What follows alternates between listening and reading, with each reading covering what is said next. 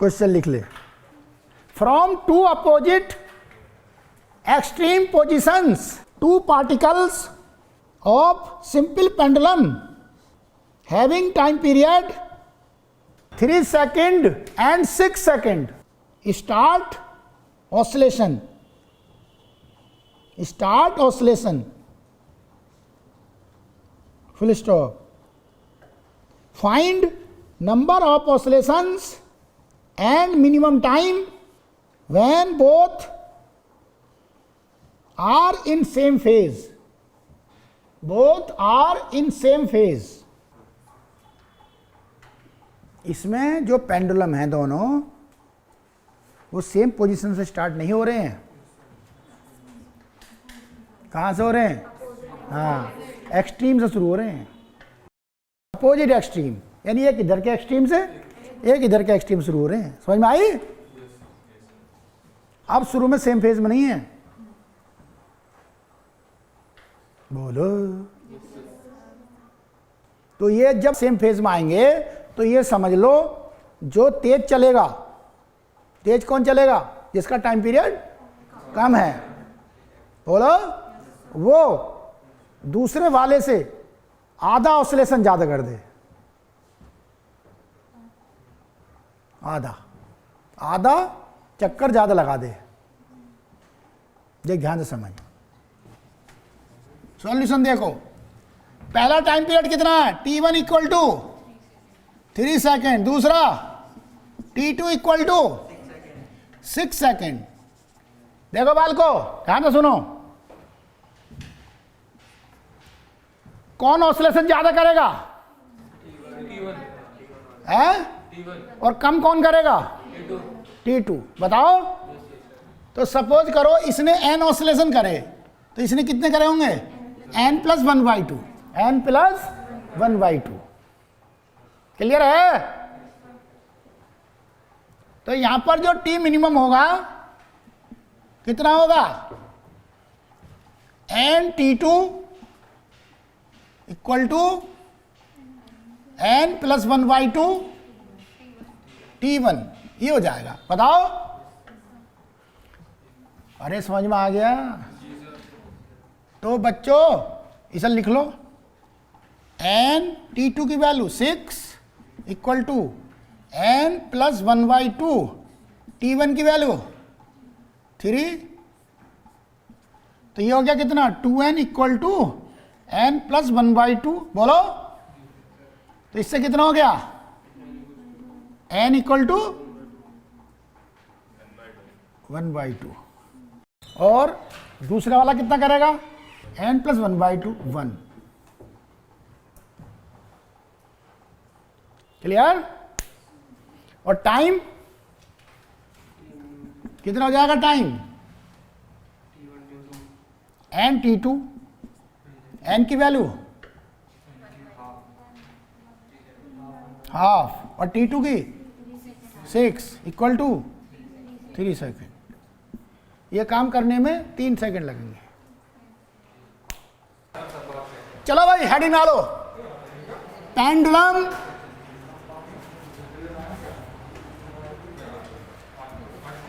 Of large length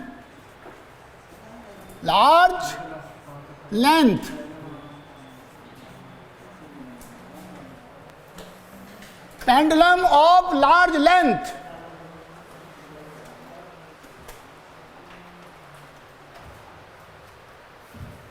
theta is small। Length large की है परंतु थीटा स्मॉल है। ठीक है? देखो ध्यान से।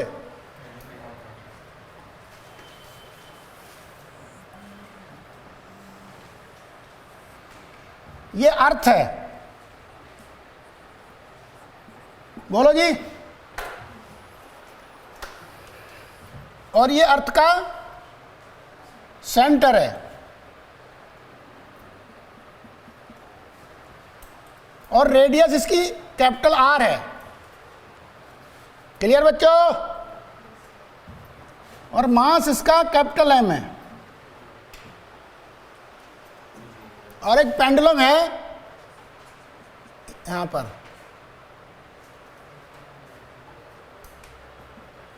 ठीक है।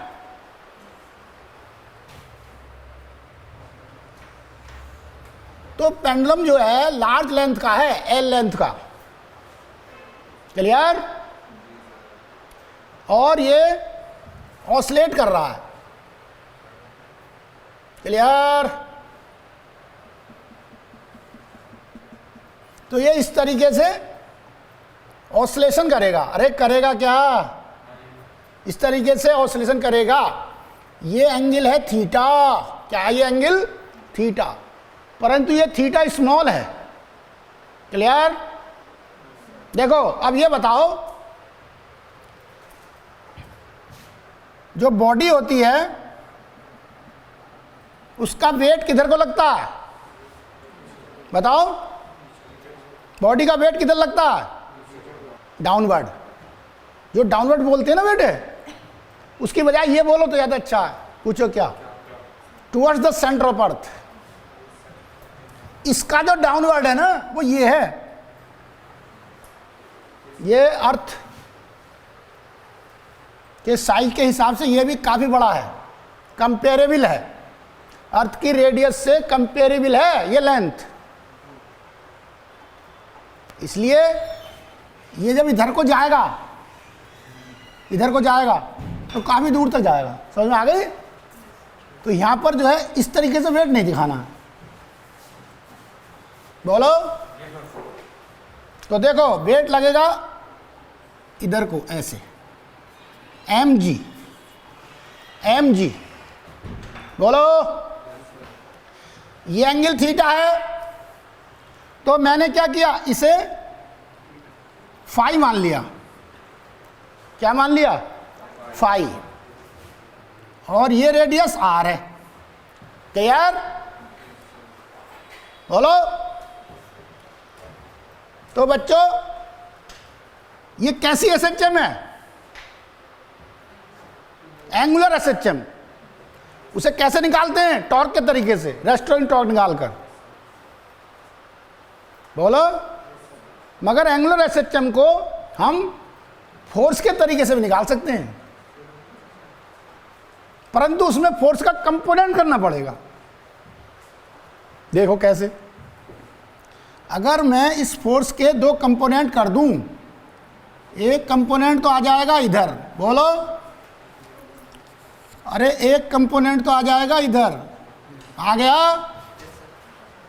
और एक कंपोनेंट आ जाएगा इधर, ये। तो बच्चों ये एंगल कितना होगा, ये हो जाएगा थीटा प्लस फाई। कितना हो जाएगा, थीटा प्लस फाई। इस ट्रायंगल से देखो,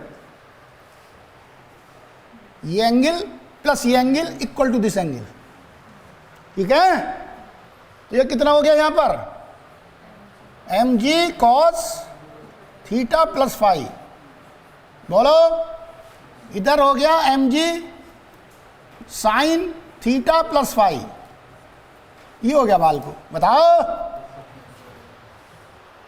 और ये हो गई मीन पोजीशन, ये क्या हो गई यहां, मीन पोजीशन। यहां पर ये क्या हो गई यहां पर, मीन पोजीशन, क्लियर। तो मीन पोजीशन की तरफ को जो फोर्स लग रहा है वो ये लग रहा है। तो आप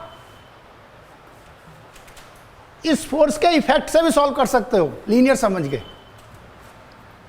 यानी एक कंपोनेंट लेना है बस फोर्स का, मीन पोजीशन की तरफ को। ये तरीका भी है, जो एंगुलर एसएचएम वाले क्वेश्चन है उन्हें हम फोर्स के तरीके से भी सॉल्व कर सकते हैं, एक्स्ट्रा मेथड है। परंतु पूरा फोर्स नहीं लेना होता, फिर मीन पोजीशन की तरफ को फोर्स लेना होता है। मान लो ये डिस्टेंस जो है हमारे यहां से एक्स है, ये, अरे है, बताओ बेटे। अब देखो बच्चों, रेस्टोरिंग फोर्स,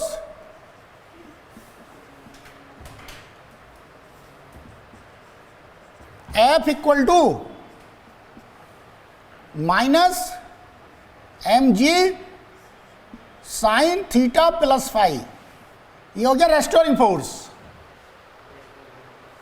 और याद रहे इसमें एंगल जो है बहुत स्मॉल है। जब एंगल स्मॉल होते हैं तो साइन थीटा को थीटा लिख देते हैं, तो आप इसे लिख सकते हैं minus M G theta plus phi, लिख सकते हैं।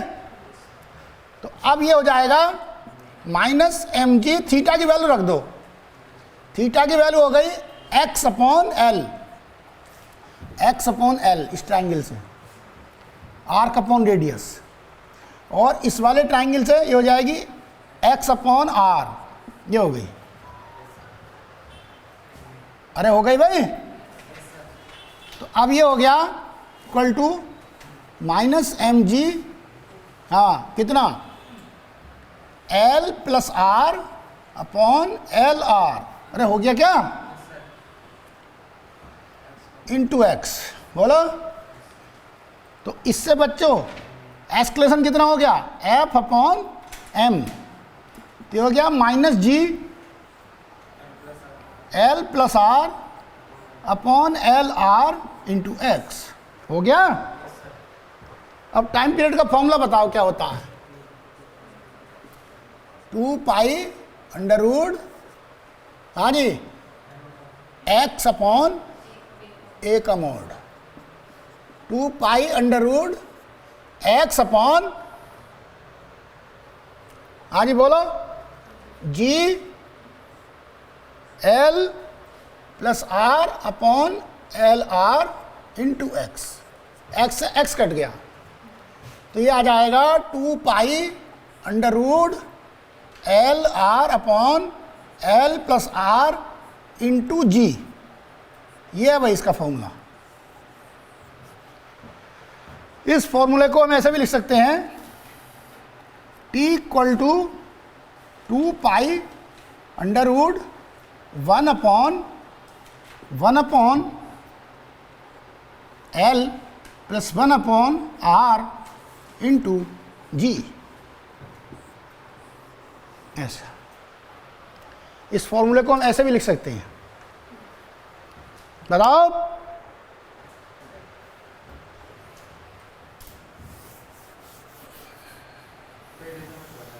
हैं? ठीक,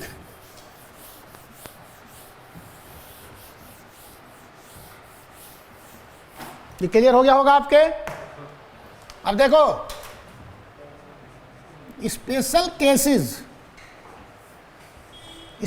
केसेस,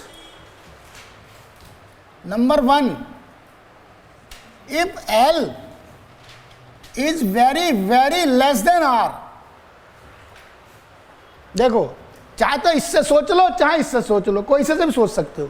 सपोज करो हम इससे सोचते हैं, L प्लस R है यहाँ और L है बहुत कम R से, तो यहाँ के L छोड़ दे, तो फिर यहाँ R बचा, R से R कट गया, तो क्या आ गया, T equal to 2 pi under root L upon G। Clear हो गया ये। Number 2, if L very very greater than R, इसका मतलब ये हुआ L टेंड्स टू इन्फिनिटी। देखो L very very greater than R, बोलो, तो इसका मतलब R बहुत छोटा है, यहां पर R छोड़ दो, छोड़ दिया, तो L से L कट गया, तो फॉर्मूला क्या आ गया, T equal to 2 pi under root R upon G. R क्या चीज है यहाँ, radius of earth, radius of earth, ये है वैल्यू। इसकी वैल्यू सॉल्व करें कितनी आती है, इसे याद रखना है, इसकी वैल्यू को 84.6 मिनट, 84.6 मिनट। अगर किसी पेंडुलम की लेंथ बढ़ाते जाओगे टाइम पीरियड बढ़ता जाएगा, लेंथ बढ़ाते जाओगे टाइम पीरियड बढ़ता जाएगा, तो जब लेंथ इन्फिनिटी हो जाएगी यानी बहुत ज्यादा हो जाएगी, बोलो, तब बढ़कर के टाइम पीरियड 84.6 मिनट होगा। क्लियर, इससे ज्यादा टाइम पीरियड नहीं हो सकता, याद रखना ये पॉइंट। याद हो गया? नंबर 3 देखो बाल को, if L equal to R, अगर L की वैल्यू R के इक्वल रखें, बताओ। अब L इक्वल टू R रख दो उसी फॉर्मूले में, कुछ भी नेगलेक्ट नहीं करना है। अरे जो जनरल फॉर्मूला बनाया है उसमें L इक्वल टू R रख दो, तो सॉल्व करके कितना आ जाएगा? T इक्वल टू, सॉल्व करके इतना आ जाएगा 1/√2 2 pi under root R upon G, यह आ जाएगा 84.6/√2 मिनट है। उसी फॉर्मूले में रख के देखो वैल्यू। जब आपसे क्वेश्चन में ये कहे कि पेंडुलम जो है उसकी लेंथ इतनी है, टाइम पीरियड बताओ, तो ये समझ जाना जब मीटर में दे रखी हो लेंथ, बहुत छोटी लेंथ हो तो सिंपल पेंडुलम लगाना, और जब रेडियस ऑफ अर्थ की टर्म में दे रखी हो बड़ी लेंथ तो फिर जनरल फॉर्मूला लगाना। तो ये समझ में आ गया आपके?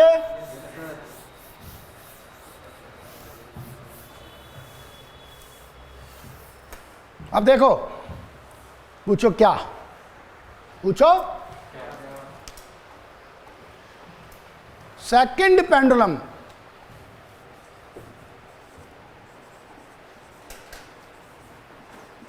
सेकंड पेंडुलम बोलो। हाँ भाई, a simple pendulum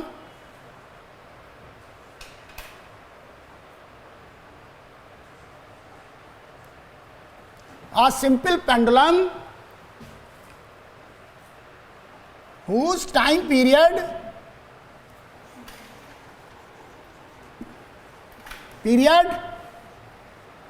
is 2 seconds, बोलो, is called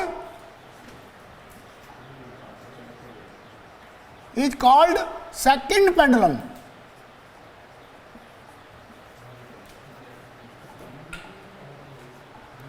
सेकंड पेंडुलम बोलो भाई।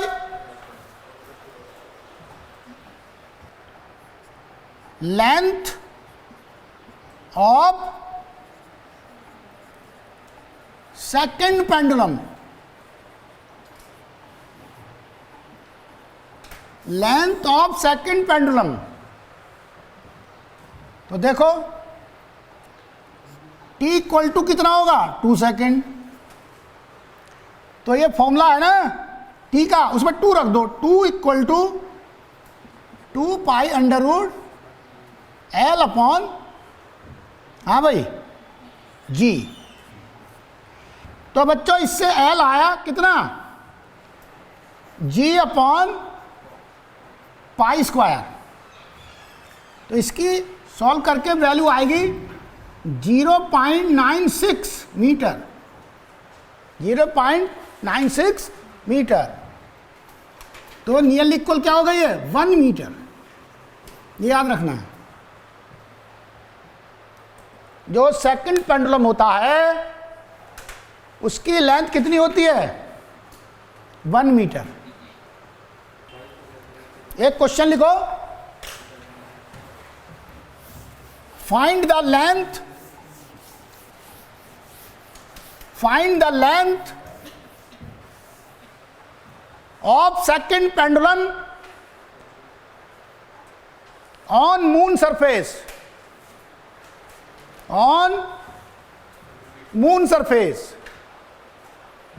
ब्रैकेट में लिख लो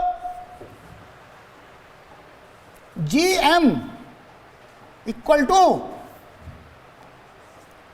हाँ भाई, G/6। या ऐसा लिख लो GM equal to GE upon 6, GM equal to GE upon 6। देखो सॉल्व करो, 2 इक्वेशन बना लो। टाइम पीरियड 2 रहेगा यहां भी और वहां भी। अरे यहां भी सेकंड पेंडुलम है, वहां भी सेकंड पेंडुलम है, तो लेंथ अलग अलग होंगी। क्लियर? तो पहले अर्थ सरफेस पर इक्वेशन बनाओ, 2 equal to 2 pi under root L, कहां पर? ई अपॉन जी ई। क्लियर? Equation number 1।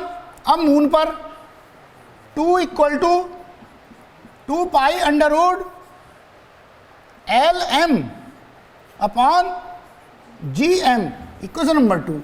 बता बेटे, सही है? तो अब इन दोनों को इक्वेट कर दो, तो कितना हो जाएगा ये? L e upon ji e equal to l M upon ji m. तो बच्चों एल एम इक्वल टू क्या हो गया? L m equal to l e into g m upon ji e. तो एल ई कितनी है? 1 मीटर, बोलो। और जी एम कितना है? जी ई बाई 6। तो बच्चों कितना हो गया? 1/6 मीटर। ये हो गया बाल को, हो गया 1/6 मीटर। क्लियर? जल्दी नोट करो। अब हेडिंग डालो अगला।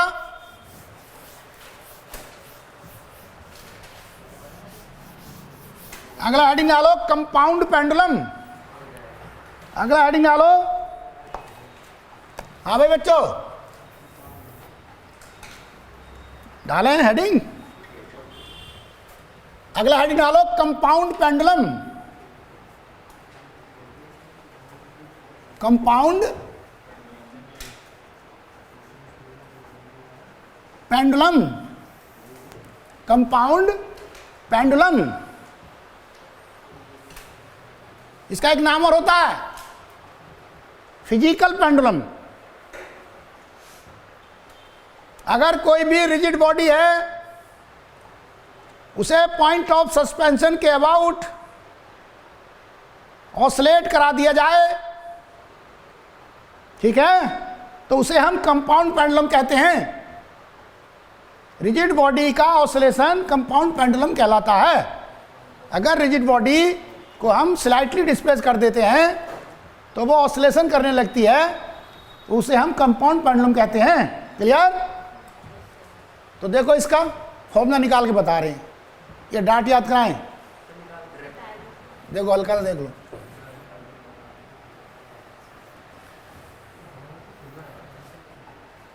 मान लो सपोज करो बॉडी है और इसका यहां पर ना बच्चों CG है। क्या है? CG। और बच्चों ये है पॉइंट ऑफ सस्पेंशन, यानी यहां पर क्या है? ये हिंज या पाइवोट, बोलो। और यहां से लेकर यहां तक की लेंथ है D। क्या है? D। और यहां पर इसका वेट नीचे की तरफ को लगेगा। वेट हमेशा किधर को होता है? Towards the centre of the earth. ठीक है? क्लियर? नीचे को लग गया। अब ये लेंथ कितनी है? D। तो ये कितनी, अगर एंगल मान लिया ये थीटा, तो ये कितना हो जाएगा? D sin theta. क्या हो गया ये? D sin theta. बोलो। तो इसे हम कौन से तरीके से सॉल्व करेंगे? टॉर्क के तरीके से कर दें। तो restoring torque, restoring torque tau equal to, देखो ये क्या है? mg। ये होता है force into perpendicular distance. Force into perpendicular distance. फोर्स की ये लाइन है, फोर्स की लाइन ये है, ये लेंथ ली जाएगी। फोर्स इंटू परपेंडिकुलर डिस्टेंस, तो हो जाएगा माइनस करो पहले क्योंकि रेस्ट हो रही है, तो ये जाएगा mg d साइन थीटा। बोलो बालको। और यहां पर हम स्लाइटली डिस्प्लेस करते हैं इसलिए थीटा स्मॉल होता है। अगर थीटा स्मॉल है तो साइन थीटा को थीटा लिख दो। थीटा क्या है? Since theta is small so sine theta equal to theta. बोलो। तो कितना हो गया ये? Tau equal to minus mg d theta. Torque के केस में इसे थीटा में ही रखते हैं, ठीक है। फोर्स के केस में एक्स में बना लेते हैं, इसमें एक्स की जरूरत नहीं है। अब आप निकाल लो इससे अल्फा। अल्फा इक्वल टू होता है torque upon moment of inertia I. तो बच्चों ये हो गया minus mg d upon I into theta. बताओ। तो अब टाइम पीरियड का formula 2 pi under root theta upon alpha का मॉड। तो इससे सॉल्व करके ये आ जाएगा 2 पाई अंडर रूट, बोलो formula, I upon M G D. ये फॉर्मूला है। तो यार अब यहां पर लिख लो where I is the moment of inertia, where I is the moment of inertia of the rigid body about axis of rotation, about axis of rotation। अब लिखो d के बारे में। स्मॉल d क्या है? स्मॉल d लिखो distance of CG, distance of CG, distance of CG from, distance of CG from point of suspension. अब देखो मैं तुम्हें एक दो क्वेश्चन सॉल्व करके बताता हूं, ठीक है। सबसे ज्यादा महत्वपूर्ण फॉर्मूला है ये, ठीक है बच्चों।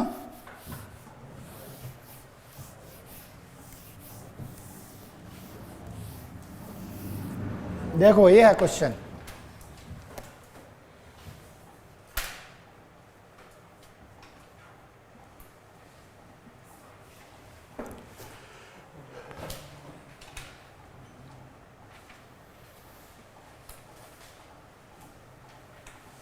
देखो बच्चों, यहां पर एक ये रोड है,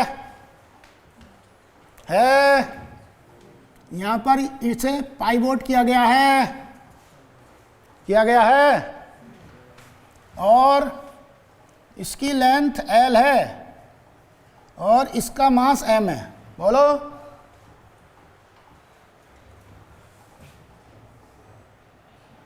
डायग्राम बना लो। बना लिया। अब इसमें लिखो if rod is slightly displaced and set free to oscillate then find the time period of the rod. Time period of the road.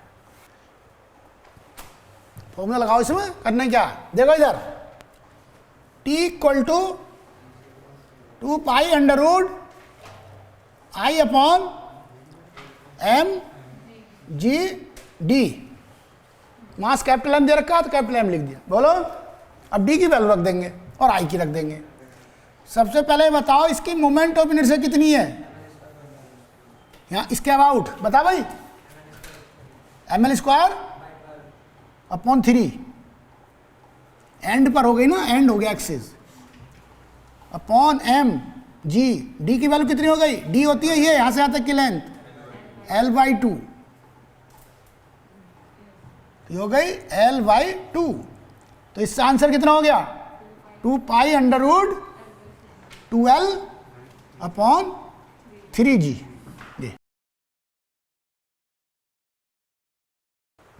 Question ये है बच्चों,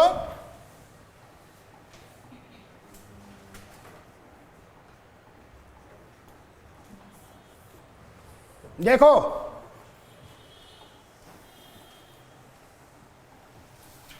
बच्चों, ये एक रिंग है, रिंग, इसे हूप भी कहते हैं, हूप, छल्ला, ठीक है।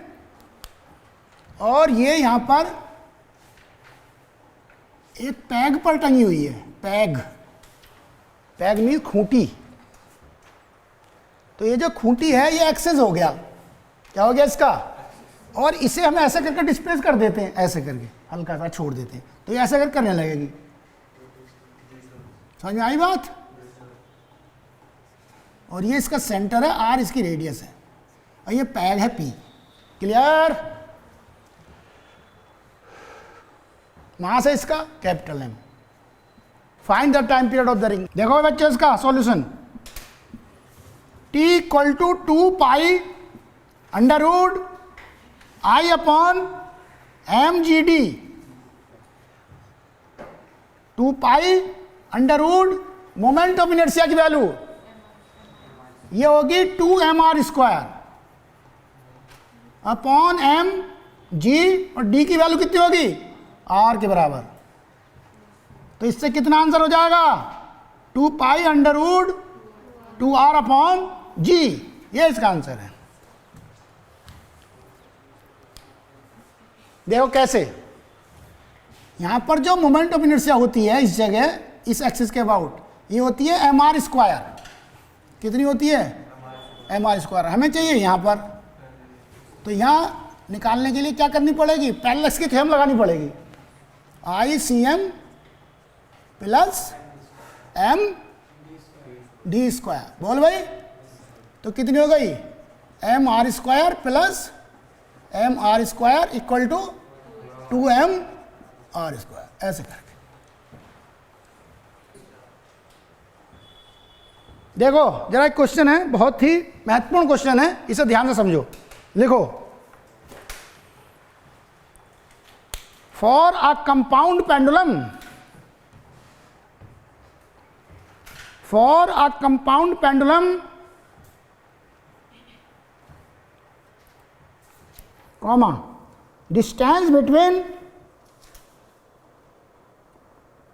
point of suspension and CG is small d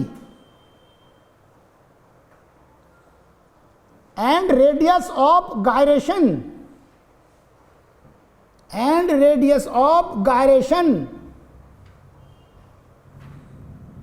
about the horizontal axis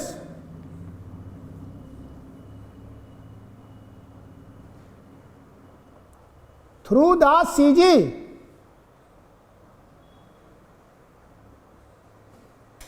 is K, is K। बोलो, then number 1, find its time period, find its time period. इसका टाइम पीरियड बताएं। T equal to 2 pi under root, हाँ formula लिख लो, I upon, हाँ जी, M G D. करना क्या है इसमें, देखो ध्यान से, जो मोमेंट ऑफ इनर्शिया है वो लिखनी है। हमें जो रेडियस ऑफ गायरेशन दे रखी है वो अबाउट सीजी दे रखी है, देखो बोलो, हाँ। तो देखो आई का फॉर्मूला होता है I c m plus m d square, और आई सी एम आई सी जी एक ही बात है, जहां सेंटर ऑफ मास है वहीं पर सी जी है। बोलो, समझ में आ गई?